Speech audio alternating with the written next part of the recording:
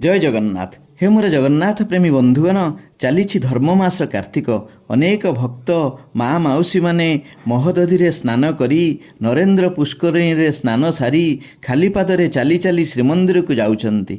खाली पादरे जिबार कारण पवित्रता और सम्मानर प्रतीक जगन्नाथ महाप्रभुंक प्रति। आपण स्नान सारी चमड़ा जोता पिंधिदेले आपणकर काया अर्थात शरीर पुनी अपवित्र होईगला आज्ञा। सेइथिपाई मंदिर भितर को जिबा पूर्वरु चमड़ा जोता चमड़ा पर्स बाहर कर दिया जाए। शरधा बाली रे बड़ दाण्डरे हजार हजार भक्त मुनि ऋषि तपींकर पाद पड़ी। एणु से बड़दाण्डरे आमे खाली पादरे जिबार अर्थ अनेक सकारात्मक शक्ति पाद माध्यम आम शरीर को प्रवेश करे, जहा आम देहरे दिव्य शक्ति जागृत करे।